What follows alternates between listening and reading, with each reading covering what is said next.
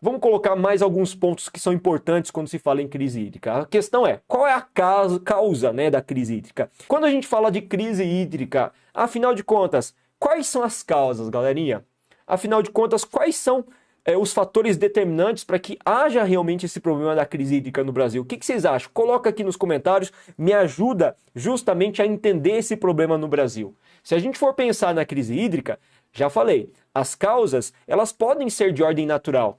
De fato, existem situações em que falta água, em que nós temos um período prolongado de estiagem, mas também tem causas que são humanas, certo?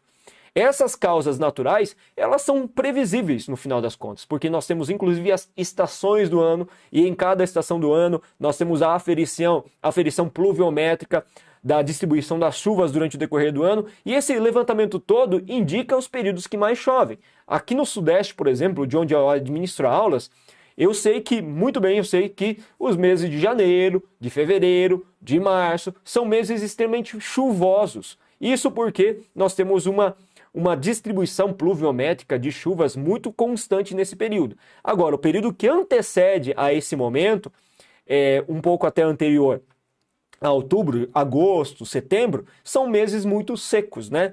A gente viu que esse período, inclusive, que vem desde junho, julho, tem se estendido com a falta mesmo de água, reservatórios secando. Então é muito natural que as chuvas elas sejam periódicas. Então o sistema pluviométrico de distribuição de chuva durante o decorrer do ano em cada região é um pouco diferente, mas em geral existe uma contagem, uma contabilização de água do regime pluviométrico que é constante e que abastece o nosso sistema, né?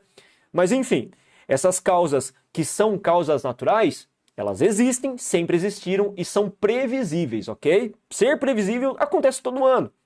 Agora, e as causas antrópicas, que são as causas humanas justamente? Olha o que o Felipe colocou aí. A contaminação da distribuição de água, como ocorreu no Rio de Janeiro no ano passado, pode ser considerado como crise hídrica. Se há contaminação, se há um problema, é mais de ordem sanitária. Só que se isso afeta diretamente a distribuição de água em grande escala a ponto de comprometer o bem-estar e a saúde da população de um determinado grupo que não tem mais aonde recorrer à água, aí sim entra como também um fator determinante para a crise hídrica. Bom, você falou da questão do poluente, da poluição. A poluição também é um fator que ajuda provavelmente na acentuação da crise hídrica causada por uma ação humana, tá certo? Eu vou transitar novamente a tela para vocês observarem. Gente, causas naturais. É natural que em alguns momentos do nosso ano ciclo do ano aconteça um regime pluvial menor, como a gente colocou, chova menos, né, natural.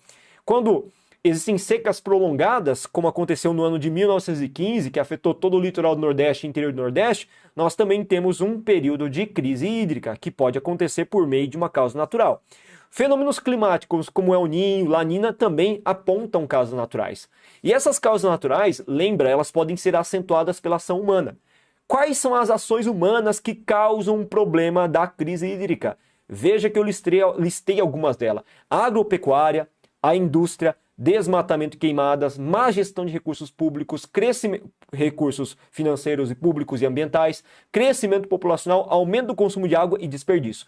Tudo isso entra no mérito da ação humana. Então veja que o problema associado à crise hídrica no Brasil contemporâneo tem uma relação direta com a ação humana, uma ação antrópica em grande escala. Professor, mas peraí, a agropecuária realmente consome muita água, desperdiça muita água? A indústria realmente consome e é responsável por grande parcela do problema da crise hídrica? Sim, com certeza. O desmatamento e queimadas também são. Vocês viram que o ano passado, 2020, o ano 2021, bateram recordes em termos de extensão de vegetação nativas queimadas, tanto no Pantanal quanto na Amazônia. Isso, consequentemente, afeta a questão da distribuição das chuvas, porque grande parte da umidade que vai alimentar as chuvas, que fazem com que esse regime de chuva seja alimentado aqui no Sudeste, vem justamente do quê? Do processo de evapotranspiração que acontece na floresta atlântica, floresta amazônica.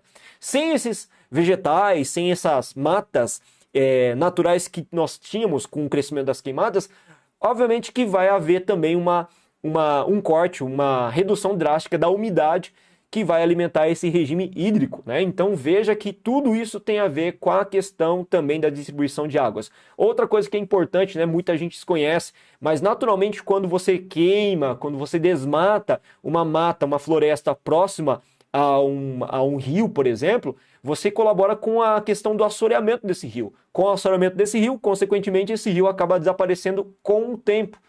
E outra coisa importante, quando a gente tira muito da quantidade da massa verde do lugar, da vida desse lugar, das matas, o que acontece? As raízes já não existentes por conta da retirada dessas árvores, eles não retêm mais água, umidade na terra. Isso também afeta diretamente a questão da evaporação dessa água e acentua a situação de seca. Então veja que existem inúmeros fatores que são de ordem antrópica principalmente.